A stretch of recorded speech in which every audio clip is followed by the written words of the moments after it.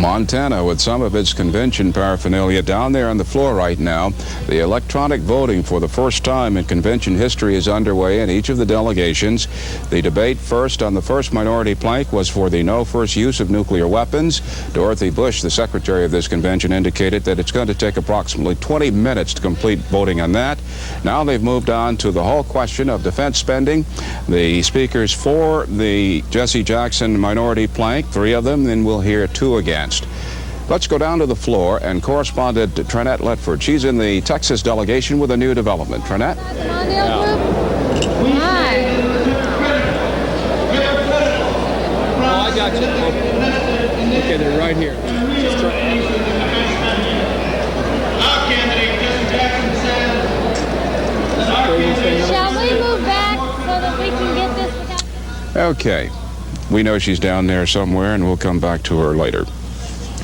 Senior correspondent Daniel Shore and Mary Alice Williams now, they have a guest here in our CNN. Now we're going to go back to Trinette. Let's go back to Trinette. She's in the Texas delegation. Yes, I'm here in the Texas delegation with Governor Mark White of Texas. Governor, what is your feeling about the voting from Texas on the minority reports? I think that the Mondale delegates are going to be voting against the minority reports, and I think you'll find that we'll have at least 106 votes against every one of those reports. Okay, what about the Hispanic meeting that occurred this morning, where they say that they might abstain from voting on the first ballot? There are certainly a lot of Hispanics in Texas. What do you think about that? Most of the Hispanic delegates are supporting Mondale's candidacy, and so I rather doubt that any of them will be voting or abstaining or from voting on the first ballot. I think they'll all be there, and they'll be for Mondale. Thank you. Governor Mark White of Texas. Now back to the booth. Well, that's a very interesting statement coming from the governor of Texas. He says he doubts that any Hispanic delegates will be voting against Mr. Mondale. Let's quickly go over to the corner here. Our senior correspondent Daniel Shore and Mary Alice Williams, please tell us. You have a guest. Well, yes, Bernie. You know what? By Daywatch on Cable News Network. Stay informed with CNN.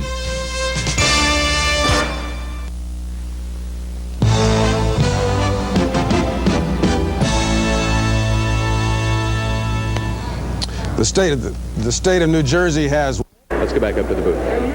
Thanks, Tom. With us now is Texas Governor Mark White, and joining us, former Texas Governor John Connally.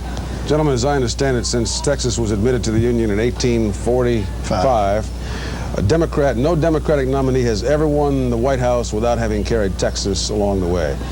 Is that true? That is true, right? That's correct. What about 1984, Governor? Well, if we're going to win, I think we better carry Texas, and I think it's going to be a tough job, no question about it. We're behind in the polls right now, probably as much as maybe any other state in the nation, yet I think there's still the basis for victory there. It's going to depend on the candidates. Geraldine Ferraro is going to be a very important ingredient. I think that's a new mix in it, John, no one's seen before. It is, Governor, no question about it. Texas is not worried about a woman candidate. I think they're going to be worried about what kind of an impression she makes. Right. Texas is a much different state than it was even 4 years ago in terms of the influx of population. You now have 3 of the top 10 largest cities in the country, I believe. That's correct. Is the new Texan, if I can call him that, as we all know, if you're there more than 6 months, you're always a Texan. But, are the new Texans going to be pivotal or not? I think there will be. I think it's a question of broadening the base, and I know the Republicans as well as the Democrats are excited about voter registration prospects in Texas, and I think that you're going to find that we're going to have an aggressive voter registration campaign. Hopefully most of them will vote Democratic, but there again, it's the candidates that make the choice and make the difference. Governor, I think it's fair to say that of the recent migrants into Texas who are coming with the new industries, I suspect a high percentage of them would normally be from Republican areas and probably vote Republican. That's what's worrying me. Yeah, but they're going to be offset by your registration efforts among the black and the Hispanics, and you're registering a great many new people. Well, I think that's true, and I think that what we're trying to do, John, is to let them know that Texas Democrats are business-oriented. At the same time, we're very compassionate people, and I want to make sure that they understand that when they come to Texas. Well, I think if I could say, Mary Alice, just 1 second, I would say the governor helped the cause of the Democrats considerably in this last session of the legislature that just came out of a special session in which they passed a very large tax bill, but they did it when no one thought he could, and the net effect of it, I think, has been very, very good. Most of it's going for education, and the rest of it for highways. Very important. In the next 48 hours, people will be talking about taxes. That's a promise, that's for sure. We do have to go away, take a break, but we'll be back.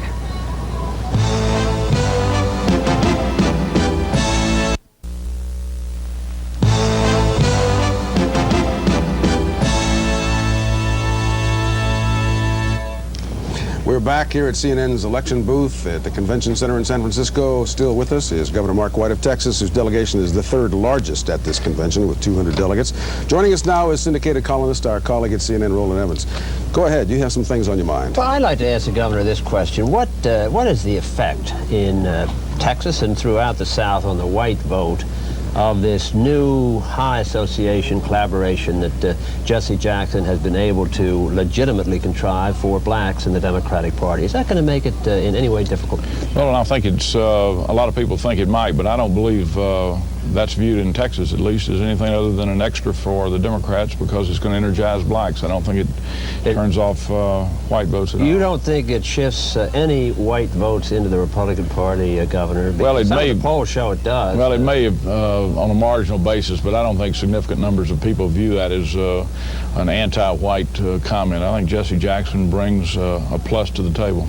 And you think that Fritz Mondale, your candidate for president, should put a black at a very high level in the Democratic National Committee or in the Mondale political operation, equal to Burt Lance, will say, which is what Jesse Jackson wants? Well, I think that I would urge Mondale to do as I've done in Texas, and that's to appoint blacks, Hispanics, and women to prominent positions throughout the party, throughout his administration. I think that's a plus for this country and has been for the state. What about the Hispanic vote in Texas? Clearly very important. They created a lot of impact, a lot of importance at this convention, but also some turmoil of a minor sort, really. This business of Simpson-Mazzoli. Mr. Mondale is opposed to it. Geraldine Ferraro is opposed to it. Ronald Reagan is in favor of it, at least at this point. The fate of that bill is unclear, really, because it hasn't gone through the final process. Will that be a plus for the Democrats, and how are you going to exploit it? Well, I think the Hispanic community has enunciated very well that they are concerned about the discriminatory impact. And I think we ought to be concerned about that. When a person goes and asks for a job, they shouldn't come in there with a negative on their application because they happen to be of a Hispanic surname. I think we've got to change that law to make certain that doesn't occur.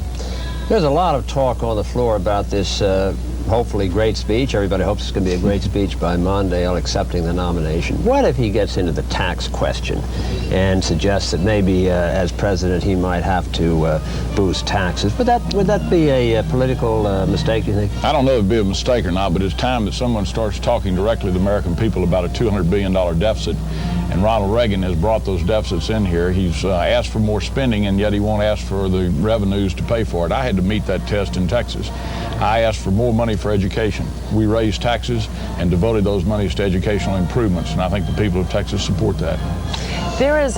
We've been talking a lot during this day about the relatively simple, clear message that Ronald Reagan has, that he offered the Americans in 1980 and will again this year.